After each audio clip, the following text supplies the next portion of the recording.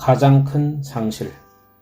사람이 온 천하를 얻고도 제 목숨을 잃으면 무엇이 유익하리요. 마가복음 8장 36절. 서두에 써놓은 우리 주 예수 그리스도의 말씀은 나팔 소리와 같이 우리 귀에 울려 퍼진다. 이 말씀은 우리의 가장 큰 관심거리이자 가장 신경 쓰이는 것이다. 그것은 우리의 영혼에 관한 것이다. 위 말씀이 담고 있는 이 질문은 얼마나 엄중한가, 얼마나 엄청난 유익과 상실에 대해 고민하게 만드는가. 이를 계산해줄 사람은 어디에 있는가. 그 계산 결과를 보고 당황하지 않을 사람이 어디에 있는가. 사람이 만일 온 천하를 얻고도 제 목숨을 잃으면 무엇이 유익하리요. 나는 주 예수께서 이 구절에서 하신 질문을 제기하고 설명하기 위해 몇 가지 간단한 말을 하겠다. 나는 이 글을 읽는 모든 사람들이 심각하게 고민해 보기 바란다. 이 글을 읽는 모든 사람들이 불멸의 영혼의 가치를 더 깊게 느끼게 되기를 바란다. 하늘을 향한 첫 걸음은 우리의 영혼의 진정한 가치를 발견하는 것이다. 첫 번째로 할 말은 이것이다. 우리 모두는 불멸의 영혼을 갖고 있다. 나는 자신에게 이 말씀으로부터 시작하겠다.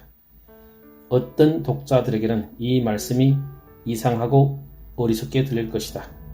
또 어떤 이들은 이렇게 따질 것이다. 누가 이런 것조차 모르겠는가?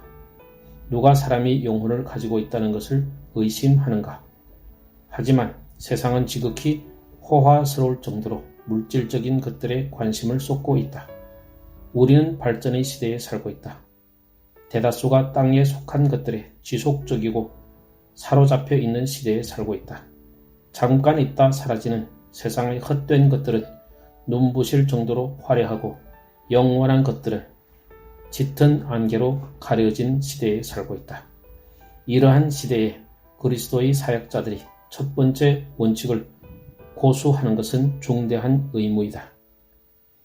이는 우리에게 반드시 필요하다.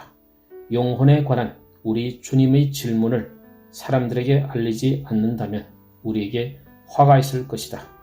만일 이 세상이 전부가 아닙니다. 육신 가운데 사는 이 삶이 유일한 삶이 아닙니다. 다른 삶이 있습니다. 우리에게는 영혼이 있습니다. 라고 부르짖지 않는다면 우리에게 화가 있을 것이다. 결코 죽지 않는 어떤 것이 우리 가슴 안에 있다는 이 중대한 사실을 마음에 새기라.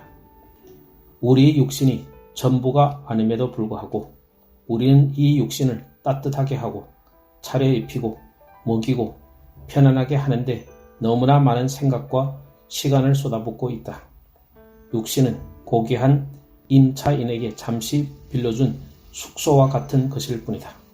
그 임차인은 불멸의 영혼이다. 우리 모두는 언젠가 죽지만 그것이 인간의 끝이 아니다. 마지막 숨을 내쉬고 의사가 사망 선언을 하고 관의 나사를 조이고 장례식이 준비되고 무덤가에서 재는 재로 티끌은 티끌로 돌아간다고 선포하고 육신이 이 세상의 땅에 묻히고 사회가 우리의 존재를 더 이상 인식하지 않더라도 모든 것이 끝난 것이 아니다. 그때 모든 것이 끝난 것이 아니다. 영혼은 계속 살아있다.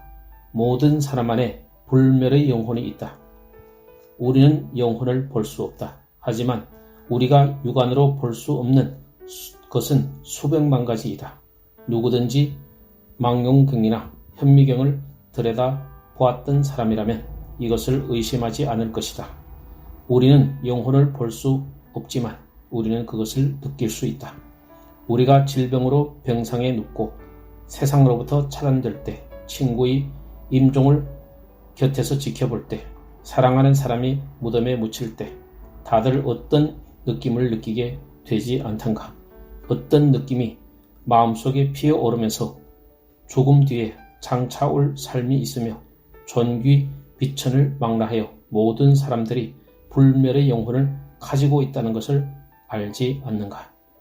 당신은 때때로 유혹에 빠져 이 세상이 전부이고 육신의 것만이 가치가 있다고 생각한다. 그러나 그런 유혹을 대항하여 뒤로 제치라. 아침에 일어날 때마다 그리고 저녁에 누울 때마다 다짐하라. 이 세상의 유행은 사라진다. 내가 지금 사는 삶이 전부가 아니다. 사업, 돈, 쾌락, 장사 및 무역 외에 무언가가 있다. 장차 앞으로 올 삶이 있다. 우리 모두는 불멸의 영혼을 가지고 있다. 두 번째로 할 말은 누구나 자신의 영혼을 잃을 수 있다는 것이다. 이것이 나의 주제의 슬픈 부분이다. 그러나 그냥 지나칠 수 없는 부분이기도 하다. 사람들에게 오직 평안만을 예언하며 그들의 영혼을 잃을지도 모른다는 끔찍한 사실을 감추는 자들은 정직하지 않은 것이다. 나는 성경 전체와 그 안에 들어있는 모든 말씀을 믿는 구식 목사 중 한 사람이다. 나는 요즘 많은 사람들을 기쁘게 하기 위해 누구나 결국에는 천국에 갈 것이라는 감언 이설에 대한 성경적인 근거를 찾을 수 없다.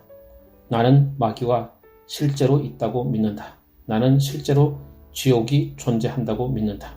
길을 잃은 사람들에게 멸망을 말해주지 않는 것은 전혀 사랑이 아니다. 어떻게 그것을 사랑이라고 부를 수 있겠는가? 눈먼 사람이 절벽을 향해 비틀거리며 가는 것을 보며 멈추세요 라고 외치지 않겠는가? 사랑에 대한 그릇된 생각을 버리라. 사람들에게 온전한 진리를 알려주는 것이 최고의 사랑이다. 그들이 위험에 처해 있을 때 분명하게 경고하는 것이 진정한 사랑이다. 지옥에서 영혼이 영혼을 잃을 수 있다는 사실을 강조하는 것이 사랑이다. 우리는 선한 것들에 대해 약하지만 자신에게 해를 끼치는 것을 향해서는 온 힘을 다한다. 당신은 자신의 영혼을 구할 수 없다. 이 점을 기억하라. 당신은 당신의 힘으로 하나님과 화목할 수 없다. 당신은 단 하나의 죄악이라도 씻을 수 없다. 당신은 당신에 대해 하나님의 책에 기록되어 있는 어두운 기록 중 단 하나라도 지울 수 없다. 당신은 당신의 마음을 바꿀 수 없다. 그러나 한 가지를 할 수 있다. 당신은 자신의 영혼을 잃을 수 있다. 그렇다면 우리의 영혼을 잃어버린 책임은 누구에게 있는가? 바로 우리 자신이다. 영혼을 잃어버린 대가로 우리 피가 우리 머리 위에 떨어질 것이다. 그 책임은 바로 우리 자신에게 있다. 마지막 날 주님의 보좌 앞에 우리가 서고 심판의 책이 펼쳐져 있을 때 우리는 아무런 청을 하지 못할 것이다. 왕이 그분의 손님들을 보기 위해 오셔서 말씀하시기를 친구여 어찌하여 예복을 입지 않고 여기 들어왔느냐 라고 하실 때 마태복음 22장 12절 우리는 할 말이 없을 것이다. 우리는 우리 영혼을 잃어버린 것에 대해 아무런 변명을 못할 것이다. 그렇다면 잃은 영혼은 어디로 가는가? 그 질문에 대한 엄중한 대답은 하나뿐이다. 잃은 영혼이 갈 수 있는 유일한 장소는 지옥이다. 소멸 같은 것은 없다. 길 잃은 영혼이 가는 곳은 벌레들이 죽지 않고 우글거리며 뜨거운 불이 수그러들지 않으며 어둠과 암흑, 비참함과 절망이 영원히 계속되는 길 잃은 영혼에게 맞는 유일한 곳은 천국이 아니라 지옥이기 때문에 그 영혼은 지옥으로 간다. 악인들이 스올로 들어가며 하나님을 잊어버린 모든 이방 나라들이 그리하리로다. 시편 9편 17절. 우리는 엄청난 유혹의 시대에 살고 있다. 사탄은 사방에서 바쁘게 움직인다. 어둠은 깊어가고 있고 시간은 얼마 남지 않았다. 당신의 영혼을 잃지 마라. 아멘.